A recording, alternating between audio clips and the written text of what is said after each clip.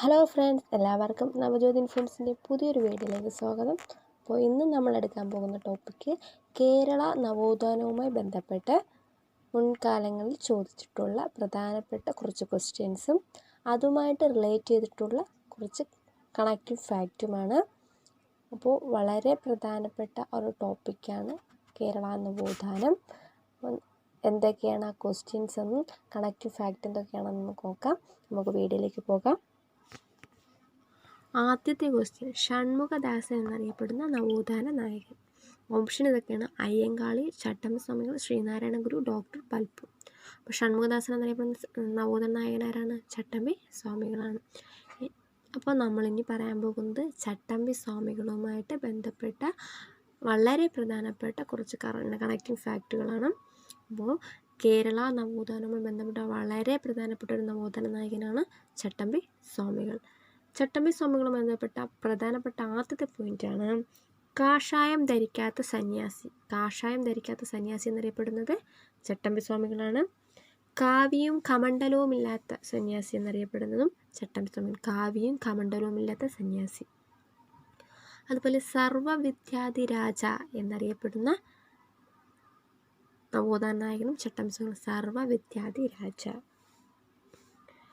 അതുപോലെ ചട്ടമ്പി സ്വാമിയുടെ വളരെ പ്രധാനപ്പെട്ട കൃതികളാണ്.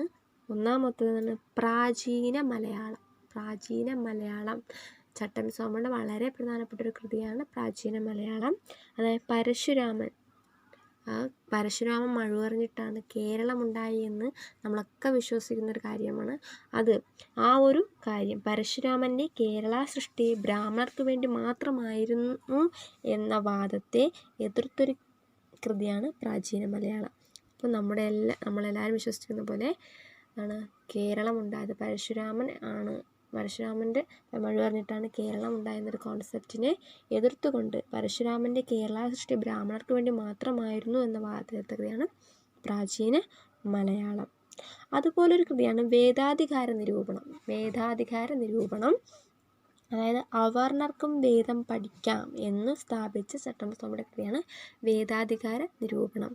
അതായത് ഉയർന്ന ജാതിക്കാർക്ക് മാത്രമല്ല താഴ്ന്ന ജാതിക്കാർക്കും വേദം പഠിക്കാം എന്ന് സ്ഥാപിച്ച ചട്ടമ്പി സ്വാമിയുടെ കൃതിയാണ് വേദാധികാര നിരൂപണം. അതുപോലൊരു കൃതിയാണ് ക്രിസ്തുമത നിരൂപണവും ക്രിസ്തുമത ചേതനവും.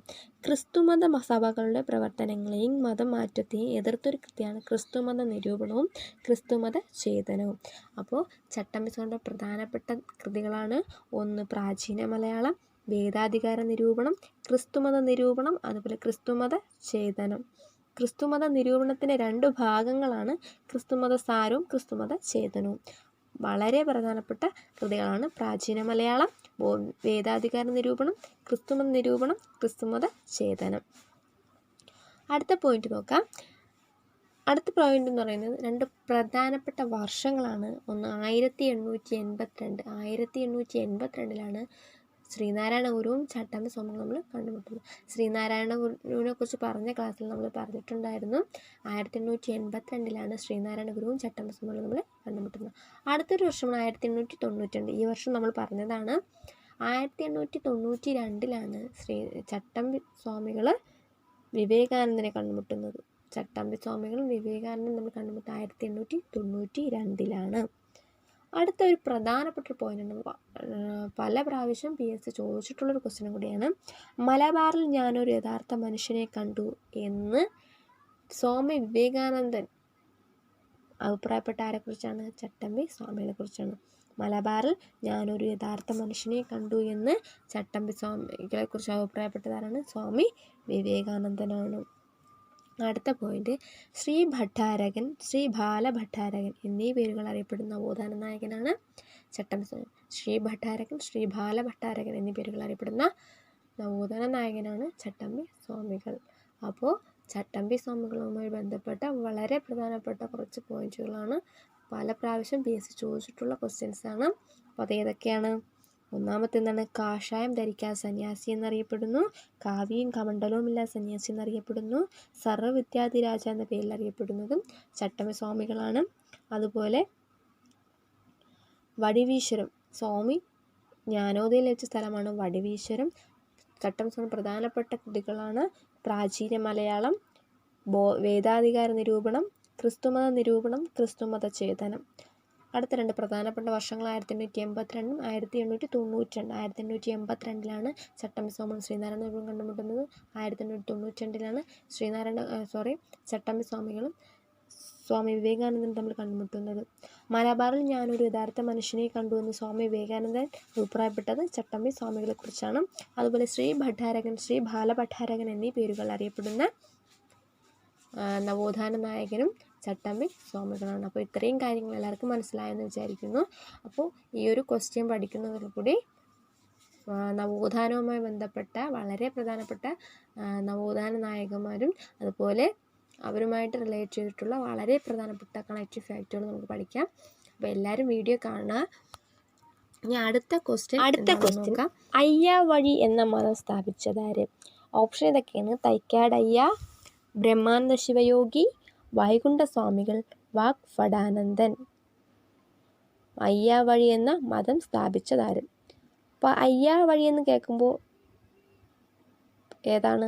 എല്ലാവരും തൈക്കാടയ്യ ആയിരിക്കും ആൻസർ എന്ന് വിചാരിക്കാൻ സാധ്യതയുണ്ട്. പക്ഷേ തൈക്കാടയ്യ അല്ല ആൻസർ, വൈകുണ്ഠ സ്വാമികളാണ് ആൻസർ. അയ്യാവഴി എന്ന മതം സ്ഥാപിച്ചത് വൈകുണ്ഠ സ്വാമികളാണ്. അപ്പം വൈകുണ്ഠ സ്വാമികളുമായിട്ട് ബന്ധപ്പെട്ട വളരെ പ്രധാനപ്പെട്ട കുറേ പോയിന്റുകൾ നമുക്ക് കണക്റ്റീവ് ഫാക്റ്റുകൾ എന്തൊക്കെയാണെന്ന് നോക്കാം.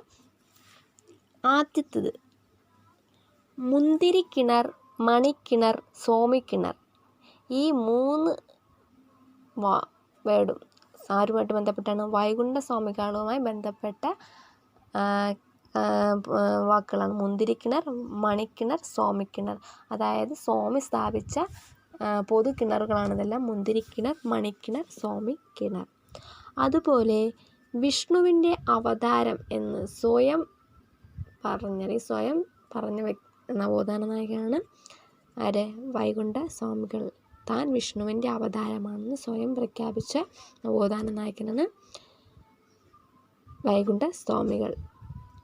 അതുപോലെ സമ്പൂർണ്ണദേവൻ, വിഷ്ണു എന്ന് പറയുമ്പോഴേ സമ്പൂർണ്ണദേവൻ എന്നാണ്. സൃഷ്ടിസ്ഥിതി സംഹാരത്തിൽ സ്ഥിതി നിലനിർത്തുന്ന ദൈവമാണ് വിഷ്ണു. അപ്പം വിഷ്ണുവിൻ്റെ അവതാരം എന്ന് പറയുമ്പോൾ ഓൾറെഡി സമ്പൂർണ്ണദേവൻ എന്നൊരു ഇതും വൈകുണ്ഠ സ്വാമികളുമായി ബന്ധപ്പെട്ടവർ. സമ്പൂർണ്ണദേവൻ എന്നറിയപ്പെടുന്നതും വൈകുണ്ഠ സ്വാമികളാണ്.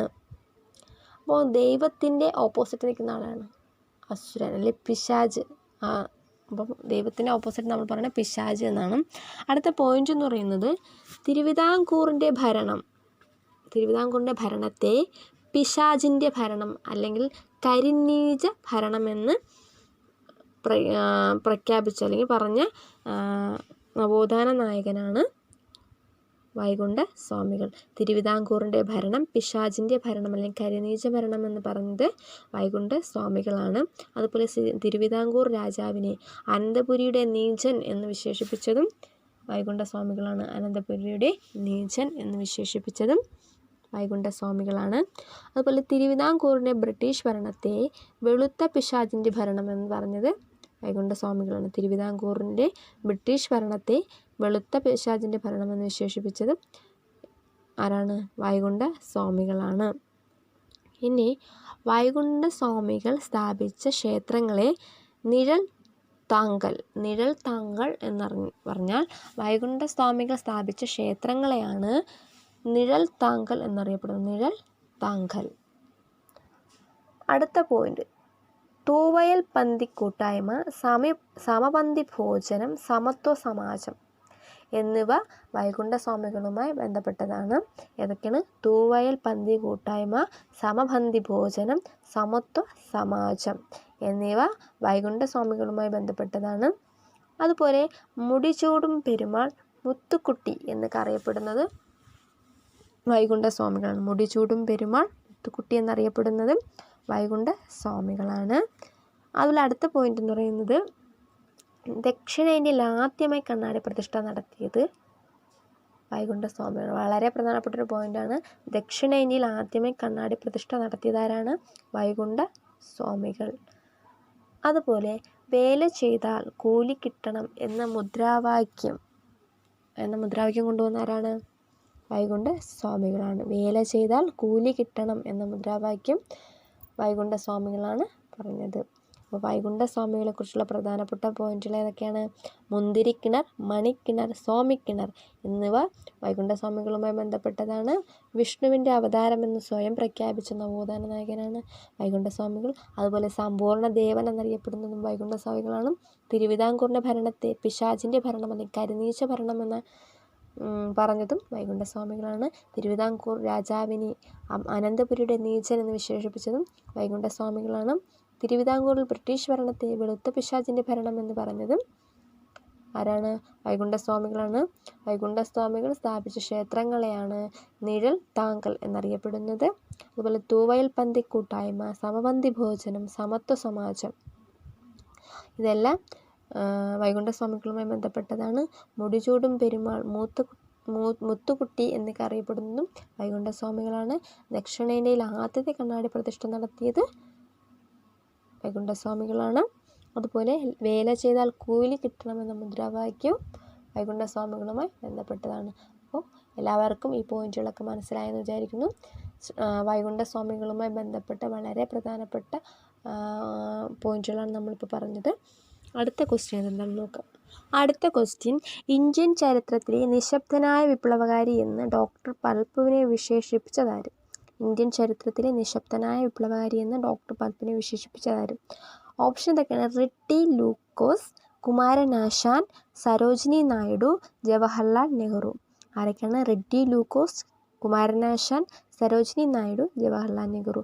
ഇന്ത്യൻ ചരിത്രത്തിൽ നിശബ്ദനായ വിപ്ലവകാരി എന്ന് ഡോക്ടർ പൽപ്പുവിനെ വിശേഷിപ്പിച്ചതാരാണ്? സരോജിനി നായിഡു ആണ്.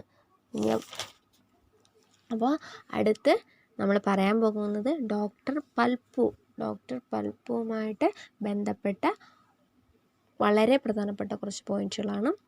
കേരള നവോത്ഥാനത്തിലെ പ്രധാനപ്പെട്ട നവോത്ഥാന നായകന്മാരിലൊരാളാണ് ഡോക്ടർ പൽപ്പുവും. അപ്പോൾ എന്തൊക്കെയാണ് ഡോക്ടർ പൽപ്പുവുമായി ബന്ധപ്പെട്ട പ്രധാനപ്പെട്ട പോയിന്റുകൾ നോക്കാം. ആദ്യത്തെ കുട്ടിയപ്പി. അപ്പോൾ ഡോക്ടർ പൽപ്പുവിൻ്റെ ചൈൽഡ്ഹുഡ് നെയിമാണ്, അല്ലെങ്കിൽ കുട്ടിക്കാലത്തെ പേരാണ് കുട്ടി അപ്പി. ഡോക്ടർ പൽപ്പുവിൻ്റെ യഥാർത്ഥ പേര് എന്നാണ് പത്മനാഭൻ പൽപ്പു എന്നാണ് ആരെ യഥാർത്ഥ പേര്? ഡോക്ടർ പൽപ്പുവിൻ്റെ യഥാർത്ഥ പേര്. അടുത്തത് ഈഴവ സമുദായം. അപ്പോൾ ഈഴവ സമുദായത്തിൽപ്പെട്ട ഒരു നവോത്ഥാന നായകനാണ് ഡോക്ടർ പൽപ്പു. അതുപോലെ ഈഴവ സമുദായത്തിൽ നിന്നും ഡോക്ടറേറ്റ് ലഭിക്കുന്ന ആദ്യത്തെ വ്യക്തിയും ഡോക്ടർ പൽപ്പുവാണ്. അതുപോലെ തിരുവിതാംകൂർ ഈഴവ സഭ സ്ഥാപിച്ചത് ഡോക്ടർ പൽപ്പുവാണ്. ഈ തിരുവിതാംകൂർ ഈഴവ സഭ സ്ഥാപിച്ചത് ഡോക്ടർ പൽപ്പുവാണ്. ഡോക്ടർ പൽപ്പുവിനെ ഈഴവ രാഷ്ട്രീയ പിതാവ് എന്ന് അറിയപ്പെടുന്നു. ഡോക്ടർ പൽപ്പുവിനെ ഈഴവ രാഷ്ട്രീയ പിതാവ് എന്നറിയപ്പെടുന്നു. അദ്ദേഹത്തെ ഈഴവ രാഷ്ട്രീയ പിതാവ് എന്ന് വിശേഷിപ്പിച്ചത് റെഡ്ഡി ലൂക്കോസ് ആണ് ഡോക്ടർ പൽപ്പുവിനെ ഈഴവ രാഷ്ട്രീയ പിതാവ് എന്ന് വിശേഷിപ്പിച്ചത്. അതുപോലെ ഈഴവ മെമ്മോറിയൽ 1896 ഈഴവ മെമ്മോറിയലിന് നേതൃത്വം നൽകിയതും ഡോക്ടർ പൽപ്പുവാണ്. അപ്പോൾ ഈഴവ മെമ്മോറിയൽ നേതൃത്വം നൽകിയതാരാണ്? ഡോക്ടർ പൽപ്പു. അതുപോലെ ഗ്രേറ്റർ ഈഴവ അസോസിയേഷൻ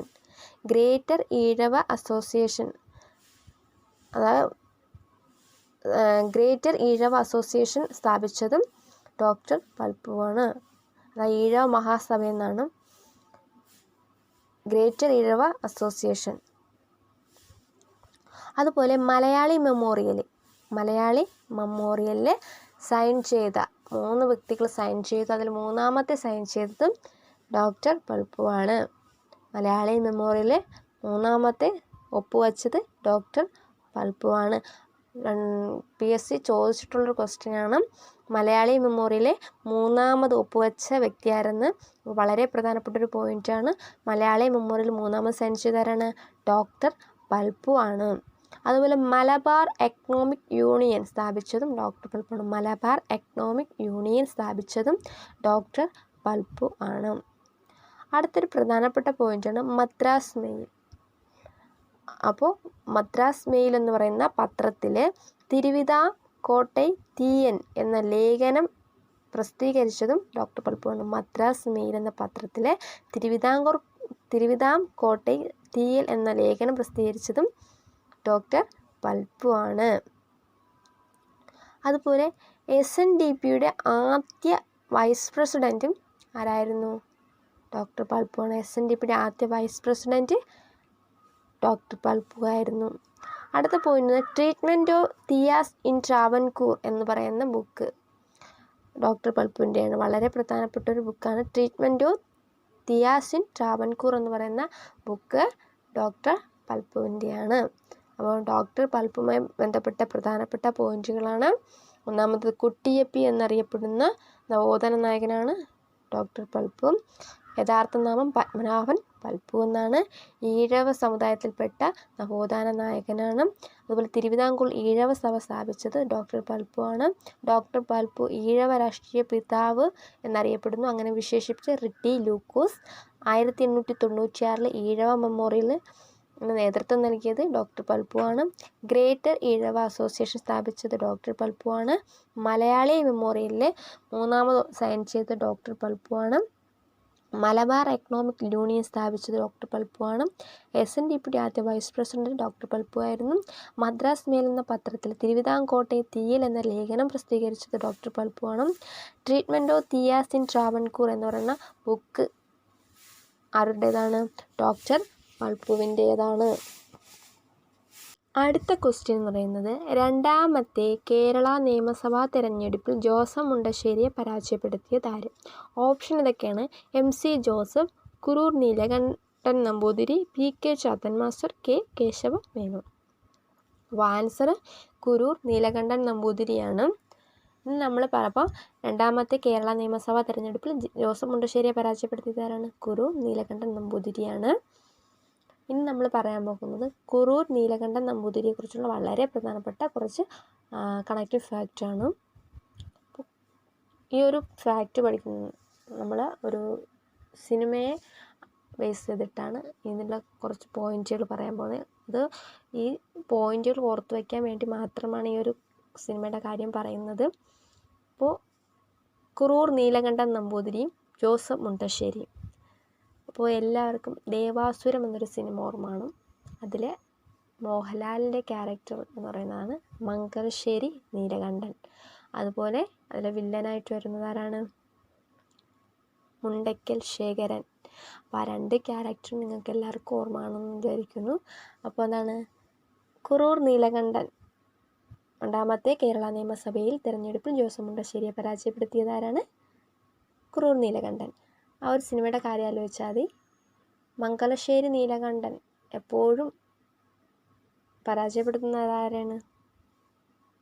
മുണ്ടയ്ക്കൽ ശേഖരനെ. അപ്പോൾ കുറൂർ നീലകണ്ഠൻ നമ്പൂതിരി പരാജയപ്പെടുത്തിയത് ജോസഫ് മുണ്ടശ്ശേരി. മുണ്ടശ്ശേരി എന്ന് പറയുമ്പോൾ മുണ്ടയ്ക്കൽ ശേഖരൻ. ജോസഫ് മുണ്ടശ്ശേരി, മുണ്ടയ്ക്കൽ ശേഖരൻ, കുറൂർ നീലകണ്ഠൻ, മംഗലശ്ശേരി നീലകണ്ഠൻ. ആ ഒരു കഥ ഓർത്തു വെച്ചിട്ട് അപ്പോൾ രണ്ടാമത്തെ കേരള നിയമസഭയിൽ തെരഞ്ഞെടുപ്പിൽ ജോസഫ് മുണ്ടശ്ശേരിയെ പരാജയപ്പെടുത്തിയത് കുറൂർ നീലകണ്ഠൻ. അടുത്തൊരു പ്രധാനപ്പെട്ട പോയിന്റ് പറയുമ്പോൾ ആ ഒരു സിനിമയുടെ ഒരു കഥ പറയാം. ദേവാസുര സിനിമയിലെ ഒരു പകുതി ആകുന്ന സമയത്ത് മുണ്ടയ്ക്കൽ ശേഖരനും അവരുടെ ആൾക്കാരും ചേർന്നിട്ട് മംഗലശ്ശേരി നീലകണ്ഠനെ അടിച്ചു പദം വരുത്തി കാലൊക്കെ ഒടിഞ്ഞിട്ട് നടക്കുന്നൊരു സീനുണ്ട്. ആ ഒരു സീൻ പറയാൻ കാര്യം അതുപോലെ കണക്റ്റ് ആയിട്ടുള്ള കുറേ ഒരു പോയിന്റ് ഈ ഒരു കുറൂർ നീലകണ്ഠൻ നമ്പൂതിരിയെക്കുറിച്ച് പഠിക്കാനുണ്ട്. വേറൊന്നുമല്ല, കേരളത്തിലെ ഉപ്പു സത്യാഗ്രഹ സമരത്തിനിടയിൽ പോലീസ് ലാത്തിച്ചാർജിൽ അംഗവൈകല്യം സംഭവിച്ച നവോത്ഥാന നായകൻ. ആ ഒരു സിനിമയിലെ മംഗലശ്ശേരി നീലകണ്ഠന് ക്ഷതമേറ്റത് കാലിനാണെങ്കിൽ ഈ ഒരു ഉപ്പു സത്യാഗ്രഹത്തിലെ സമരത്തിനിടയിൽ പോലീസ് ലാത്തിച്ചാർജിൽ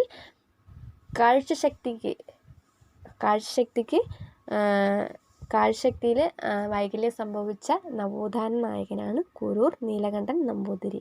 കേരള ഉപ്പു സത്യാഗ്രഹ സമയത്തിനിടയിൽ പോലീസ് ലാത്തിച്ചാർജിൽ കാഴ്ചശക്തിയിൽ വൈകല്യം സംഭവിച്ച നവോത്ഥാന നായകനാണ് കുറൂർ നീലകണ്ഠൻ നമ്പൂതിരി. അപ്പോൾ ആ ഒരു പോയിന്റ് കണക്ട് ചെയ്യാനാണ് ആ ഒരു സിനിമ നോക്കാൻ പറഞ്ഞത്. അടുത്ത പോയിന്റ് എന്ന് പറയുന്നത് അതും ഈ ഒരു സിനിമയുമായിട്ട് ബേസ് ചെയ്തിട്ടാണ്.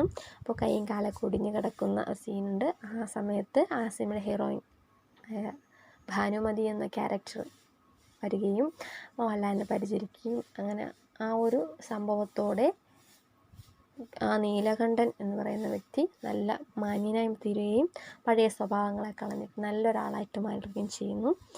ആ ഒരു കഥ മനസ്സിൽ വയ്ക്കുക. അതുമായിട്ട് റിലേറ്റ് ചെയ്തിട്ടുള്ള പോയിൻ്റാണ് അടുത്ത് പറയാൻ പോകുന്നത്. ലോകമാന്യൻ എന്ന പത്രം ആരംഭിച്ചത് കുറൂർ നീലകണ്ഠൻ നമ്പൂതിരിയാണ്. തൃശ്ശൂരിൽ നിന്നും ലോകമാന്യൻ എന്ന പത്രം ആരംഭിച്ചതാരാണ്? കുറൂർ നീലകണ്ഠൻ നമ്പൂതിരിയാണ്. കുറൂർ നീലകണ്ഠൻ നമ്പൂതിരിയാണ്. അപ്പോൾ ഈ ഒരു പോയിൻ്റ് ഓർക്കാനാണ് ആ സംഭവം ഓർക്കാൻ പറഞ്ഞത്. അപ്പോൾ അങ്ങനെ ഓർത്ത് വെച്ച് പഠിക്കുക, മറന്നു പോകാതിരിക്കാനാണ് പറയുന്നത്. അപ്പോൾ എന്താണ്? ലോകമാന്യൻ എന്ന പത്രം ആരംഭിച്ചതാരാണ്? കുറൂർ നീലകണ്ഠൻ നമ്പൂതിരിയാണ്. അപ്പോൾ ദേവാസുര സിനിമ ആലോചിക്കുക. ആ രണ്ട് ക്യാരക്ടറായ മംഗലശ്ശേരി നീലകണ്ഠനെയും മുണ്ടക്കൽ ശേഖരനെയൊക്കെ ആലോചിക്കുക. അതുമായിട്ട് റിലേറ്റ് ചെയ്തിട്ട് കുറൂർ നീലകണ്ഠൻ നമ്പൂതിരിപ്പാടിനെയും ജോസഫ് മുണ്ടശ്ശേരി ആലോചിക്കുക. അതായത് രണ്ടാമത്തെ ലോക്സഭാ തിരഞ്ഞെടുപ്പിൽ ജോസഫ് മുണ്ടശ്ശേരിയെ പരാജയപ്പെടുത്തിയതാണ് കുറൂർ നീലകണ്ഠൻ നമ്പൂതിരിയാണ്. അതുപോലെ ഉപ്പു സത്യാഗ്രഹത്തിൽ പോലീസ് ലാത്തിച്ചാർജിൽ കാഴ്ചശക്തിക്ക് വൈകല്യം സംഭവിക്കുന്ന നവോത്ഥാന നായകനാണ് ആരെ? കുറൂർ നീലകണ്ഠൻ നമ്പൂതിരി. ആ സിനിമയിലെ മോഹൻലാൽ കൈയും കാലും ഒടിഞ്ഞു കിടക്കുന്ന സീനാലോ വെച്ചാൽ മതി. അതുപോലെ ലോകമാന്യൻ എന്ന പത്രം ആരംഭിച്ചതും കുറൂർ നീലകണ്ഠൻ നമ്പൂതിരിയാണ്, തൃശ്ശൂരിൽ നിന്ന്. അപ്പോൾ എല്ലാവർക്കും ഈ ഒരു ടോപ്പിക്ക് മനസ്സിലായെന്ന് വിചാരിക്കുന്നു. മനസ്സിലാവാൻ വേണ്ടിയാണ് ഈ ഒരു സിനിമയുടെ കാര്യം പറഞ്ഞത്. അപ്പോൾ ക്യാരക്ടേഴ്സ് അങ്ങോട്ടും ഇങ്ങോട്ടും മാറിപ്പോകില്ല, ആ ഒന്നുമായിട്ട് റിലേറ്റ് ചെയ്ത് പഠിക്കുക. അപ്പോൾ വളരെ ഇൻട്രസ്റ്റിങ്ങോടെ പഠിക്കാൻ പറ്റും. ഇത് മാത്രമല്ല, വളരെ ഏത് ടോപ്പിക്കായാലും ഏതെങ്കിലും ഒരു സിനിമ കഥാപാത്രമായിട്ടോ അല്ലെങ്കിൽ എന്തെങ്കിലും നിങ്ങൾക്ക് ഈസി ആയിട്ട് തോന്നുന്ന ഏതെങ്കിലും ഒരു കോഡ് ഉപയോഗിച്ച് പഠിക്കുക, മറന്നു പോകാതിരിക്കാനാണ്. അപ്പം നമുക്ക് അടുത്ത ക്വസ്റ്റ്യൻ ഏതാണെന്ന് നോക്കാം. അടുത്ത ക്വസ്റ്റ്യൻ സഖാവ് എന്ന് ആദ്യമേ അറിയപ്പെട്ട വ്യക്തി. സഖാവ് എന്ന് ആദ്യമായി അറിയപ്പെട്ട വ്യക്തി അതാണ്. ഓപ്ഷൻ ഇതൊക്കെ EMS, പി കൃഷ്ണപിള്ള, നായനാർ, വൈക്കം അബ്ദുൽ ഖാദർ മൗലവി. സഖാവ് എന്ന് ആദ്യമേ അറിയപ്പെട്ടത് ആരാണ്? പി കൃഷ്ണപിള്ളയാണ് സഖാവ് എന്ന് ആദ്യമായി അറിയപ്പെട്ടത്. അപ്പോൾ നമ്മളിനി അടുത്ത് പറയാൻ പോകുന്നത് പി കൃഷ്ണപിള്ളയുമായിട്ട് റിലേറ്റ് ചെയ്തിട്ടുള്ള വളരെ പ്രധാനപ്പെട്ട പോയിന്റുകളാണ്. കേരള നവോത്ഥാനവുമായി ബന്ധപ്പെട്ട വളരെ പ്രധാനപ്പെട്ട ഒരു വ്യക്തിയാണ് പി കൃഷ്ണപിള്ളയുമായി ബന്ധപ്പെട്ട വളരെ പ്രധാനപ്പെട്ട കുറച്ച് പോയിന്റുകൾ പറയാം. അപ്പോൾ പി കൃഷ്ണപിള്ള സഖാവ് എന്നറിയപ്പെടുന്ന ആദ്യത്തെ വ്യക്തി. നിങ്ങൾ ഇത് പറയുമ്പോൾ നമ്മൾ പറയാൻ പോകുന്നത് സിനിമയാണ് നിങ്ങൾക്ക് എല്ലാവർക്കും അറിയാം. നിവിൻ പോളി അഭിനയിച്ച സഖാവ് എന്ന സിനിമ എല്ലാവരും കണ്ടിട്ടുള്ള സിനിമയായിരിക്കും സഖാവ്. അതിൽ പി കൃഷ്ണപിള്ള എന്ന ക്യാരക്ടർ ചെയ്യുന്നത് സഖാവ് അത് നിവിൻ പോളിയാണ്. അതിൽ സഖാവ് എന്ന് എപ്പോഴും അല്ലെങ്കിൽ ആവർത്തിച്ച് അതിൽ സഖാവ് എന്ന് വിളിക്കുന്നത് ശ്രദ്ധിച്ചിട്ടുണ്ടായിരിക്കും. അപ്പോൾ സഖാവ് പി കൃഷ്ണപിള്ള. ആ ഒരു സിനിമയുടെ ബേസ് എന്ന് പറയുന്നതാണ് കമ്മ്യൂണിസ്റ്റ് പാർട്ടി, അതുമായിട്ട് ബന്ധപ്പെട്ട സമരങ്ങൾ, അതുപോലുള്ള കുറച്ച് കാര്യങ്ങളാണ്. അപ്പോൾ പി കൃഷ്ണപിള്ള എന്ന് പറയുമ്പോൾ ആദ്യം പറയാൻ പോകുന്ന പോയിൻ്റാണ് ഒന്ന് സഖാവ് എന്നറിയപ്പെടുന്ന വ്യക്തിയാണ്. അതുപോലെ കേരളത്തിലെ കമ്മ്യൂണിസ്റ്റ് എന്നറിയപ്പെടുന്നത്, കേരളത്തിലെ ആദ്യ കമ്മ്യൂണിസ്റ്റ് എന്നറിയപ്പെടുന്ന ആളാരാണ്? പി കൃഷ്ണപിള്ളയാണ്. ഇപ്പോൾ സഖാവ് എന്നറിയപ്പെടുന്ന വ്യക്തിയാണ്. അതുപോലെ കേരളത്തിലെ ആദ്യ കമ്മ്യൂണിസ്റ്റ് എന്നറിയപ്പെടുന്ന വ്യക്തിയാണ് പി കൃഷ്ണപിള്ള. അതുപോലെ കേരളത്തിലെ കമ്മ്യൂണിസ്റ്റ് പാർട്ടിയുടെ ഇന്ത്യൻ കമ്മ്യൂണിസ്റ്റ് പാർട്ടിയുടെ കേരള ഘടകത്തിൻ്റെ ആദ്യ സെക്രട്ടറിമാരാണ് പി കൃഷ്ണപിള്ളയാണ്. ഇന്ത്യൻ കമ്മ്യൂണിസ്റ്റ് പാർട്ടിയുടെ കേരള ഘടകത്തിൻ്റെ ആദ്യ സെക്രട്ടറി പി കൃഷ്ണപിള്ളയാണ്. കൃഷ്ണപിള്ളയുടെ പ്രധാനപ്പെട്ടൊരു വാക്കാണ് സഖാക്കളെ മുന്നോട്ട്. കൃഷ്ണപിള്ളയുടെ അവസാന വാക്കാണ് സഖാക്കളെ മുന്നോട്ട് എന്ന് പറയുന്നത് പി കൃഷ്ണപിള്ളയുടെ അവസാന വാക്കാണ്. അതുപോലെ സഖാവ് അല്ലെ കമ്മ്യൂണിസ്റ്റ് പാർട്ടി എന്ന് പറയുമ്പോൾ ആ കമ്മ്യൂണിസ്റ്റ് പാർട്ടിയിൽ മിക്ക ആൾക്കാരും എന്താണ്? നിരീശ്വരവാദികളാണ്. നിരീശ്വരവാദി അമ്പലത്തിൽ പോകാൻ പാടില്ല, ദൈവങ്ങളെ പ്രാർത്ഥിക്കാൻ പാടില്ല എന്നൊക്കെ പ്രചരിക്കുന്ന ചിന്തകളുള്ള ആൾക്കാരാണ് കമ്മ്യൂണിസ്റ്റുകാർ. പൊതുവെ എല്ലാവരും അങ്ങനെയാണ്. അതുമായിട്ട് റിലേറ്റ് ചെയ്തിട്ടുള്ളൊരു പോയിൻ്റാണ് അടുത്ത് പറയാൻ പറ്റുന്നത്. അപ്പോൾ അങ്ങനെയുള്ള ആൾക്കാർ അമ്പലത്തിൽ പോകില്ല എന്നൊക്കെയാണ് പറയുന്നത്. ചില രഹസ്യമായിട്ടൊക്കെ അമ്പലത്തിൽ പോകുന്ന കമ്മ്യൂണിസ്റ്റ് ആൾക്കാരുണ്ട്. അപ്പോൾ ഇതൊരു പഠിക്കാൻ എളുപ്പത്തിന് കോഡായിട്ട് പറയണമെന്നേ ഉള്ളൂ, അതിൽ വേറെ ഒന്നും വിചാരിക്കണ്ട. അതായത് സഖാക്കൾ അല്ലെങ്കിൽ കമ്മ്യൂണിസ്റ്റ് ആൾക്കാരെന്ന് പറയുന്നത് പൊതുവെ ദൈവവിശ്വാസം കുറവുള്ള ആൾക്കാരാണ്. പക്ഷെ പാർട്ടി അറിയാതെ അമ്പലത്തിൽ പോകുന്ന ആൾക്കാരുമുണ്ട്. അപ്പോൾ അത് റിലേറ്റ് ചെയ്തിട്ടൊരു പോയിന്റ് പറയാൻ വേണ്ടിയാണ്. ഗുരുവായൂർ അമ്പലത്തിലെ അമ്പലമണി മുഴക്കിയ ആദ്യ അബ്രാഹ്മണനാണ് പി കൃഷ്ണപിള്ള. അതായത് കമ്മ്യൂണിസ്റ്റുകാർ ദൈവവിശ്വാസികളല്ല എന്ന് പറയുന്നുണ്ട്. അപ്പോൾ ഗുരുവായൂർ അമ്പലത്തിലെ അമ്പലമണി മുഴക്കിയ ആദ്യ അബ്രാഹ്മണനാണ് പി കൃഷ്ണപിള്ള. പി കൃഷ്ണപിള്ള വളരെ പ്രധാനപ്പെട്ട ക്വസ്റ്റ്യനാണ്. പല പ്രാവശ്യം PSC ചോദിച്ചിട്ടുള്ള ക്വസ്റ്റ്യനാണ്. ഗുരുവായൂർ അമ്പലത്തിലെ അമ്പലമണി മുഴക്കിയ ആദ്യ അബ്രാഹ്മണൻ ആരാണ്? പി കൃഷ്ണപിള്ളയാണ്. അപ്പോൾ പി കൃഷ്ണപിള്ളയുമായിട്ട് റിലേറ്റ് ചെയ്തിട്ടുള്ള കുറച്ച് കാര്യങ്ങളാണ് നമ്മൾ പറഞ്ഞത്. സഖാവ് എന്ന സിനിമ ആലോചിക്കുക, നിവിൻപോളി ആലോചിക്കുക, പി കൃഷ്ണപിള്ള. അപ്പോൾ സഖാവ് എന്നറിയപ്പെടുന്നത് പി കൃഷ്ണപിള്ളയാണ്. അതൊക്കെ പിന്നെന്താണ്, കേരളത്തിലെ ആദ്യ കമ്മ്യൂണിസ്റ്റ് എന്നറിയപ്പെടുന്ന വ്യക്തി, കേരളത്തിലെ ആദ്യ കമ്മ്യൂണിസ്റ്റ് എന്നറിയപ്പെടുന്ന വ്യക്തിയാണ് പി കൃഷ്ണപിള്ള. അതുപോലെ ഇന്ത്യയിലെ കമ്മ്യൂണിസ്റ്റ് പാർട്ടിയുടെ കേരള ഘടകത്തിൻ്റെ ആദ്യ സെക്രട്ടറി പി കൃഷ്ണപിള്ളയാണ്. അതിൽ പി കൃഷ്ണപിള്ളയുടെ അവസാന വാക്കാണ് സഖാക്കളെ മുന്നോട്ട് എന്ന് പറയുന്നത്. അതുപോലെ ഗുരുവായൂർ അമ്പലത്തിലെ അമ്പലമണി മുഴക്കിയ ആദ്യത്തെ അബ്രാഹ്മണനാണ് പി കൃഷ്ണപിള്ള. പി കൃഷ്ണപിള്ള അന്തരിച്ച പാമ്പ് കടിയേറ്റ് മരിച്ചാണ് പി കൃഷ്ണപിള്ള മരിക്കുന്നത്. ഇവിടെ വെച്ചിട്ട് ആലപ്പുഴയിലെ കണ്ണാർക്കാട് എന്ന സ്ഥലത്ത് വെച്ച് പാമ്പ് കടിയേറ്റിട്ടാണ് പി കൃഷ്ണപിള്ള മരിക്കുന്നത്. അപ്പോൾ എല്ലാവർക്കും ഈ ഒരു ടോപ്പിക്ക് മനസ്സിലായെന്ന് വയ്ക്കുന്നത്. പി കൃഷ്ണപിള്ളയെ കുറിച്ചിട്ട് വളരെ പ്രധാനപ്പെട്ട പോയിന്റുകളാണ് പറഞ്ഞത്. വളരെ പ്രധാനപ്പെട്ട ഒരു വ്യക്തി കൂടിയാണ്, നവോത്ഥാന നായകൻ കൂടിയാണ് പി കൃഷ്ണപിള്ള.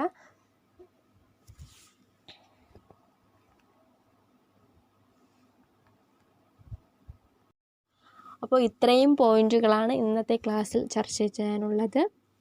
അപ്പോൾ ഇന്ന് നമ്മൾ പറഞ്ഞത് നവോത്ഥാനവുമായി ബന്ധപ്പെട്ട വളരെ പ്രധാനപ്പെട്ട മുൻകാലം ചോദിച്ചിട്ടുള്ള ക്വസ്റ്റ്യൻസും അതുമായി റിലേറ്റ് ചെയ്തിട്ടുള്ള കുറച്ച് കണക്റ്റിംഗ് ഫാക്റ്റുകളുമാണ്. അപ്പോൾ കണക്റ്റിംഗ് ഫാക്റ്റുകളിൽ കൂടി നമ്മൾ ഇന്ന് പഠിച്ചത് 5 നവോത്ഥാന നായകന്മാരെ കുറിച്ചാണ്. വളരെ പ്രധാനപ്പെട്ട 5 നവോത്ഥാന നായകന്മാർ. ഒന്ന് ചട്ടമ്പി സ്വാമികൾ, വൈകുണ്ഠ സ്വാമികൾ, ഡോക്ടർ പൽപ്പു, അതുപോലെ പി കൃഷ്ണപിള്ള, അതുപോലെ കുരൂർ നീലകണ്ഠൻ നമ്പൂതിരി, അങ്ങനെ തുടങ്ങി 5 നവോത്ഥാന നായകന്മാരെക്കുറിച്ചും ഈ ഒരു ക്വസ്റ്റ്യൻ പഠിച്ചതിൽ കൂടി നമുക്ക് പഠിക്കാൻ പറ്റിയിട്ടുണ്ട്. വളരെ പ്രധാനപ്പെട്ട പോയിന്റുകളാണ്. അപ്പോൾ എല്ലാവരും വീഡിയോ കാണുക, ഇഷ്ടപ്പെട്ടെങ്കിൽ ഷെയർ ചെയ്യുക, അല്ലെങ്കിൽ ലൈക്ക് ചെയ്യുക. ഇപ്പോൾ നിങ്ങളെൻ്റെ ചാനൽ ആദ്യമായിട്ട് കാണുന്നെങ്കിൽ ദയവായി സബ്സ്ക്രൈബ് ചെയ്യുക, സപ്പോർട്ട് ചെയ്യുക. അടുത്തൊരു പുതിയ വീഡിയോയുമായി വരുന്നതുവരെ എല്ലാവർക്കും നന്ദി.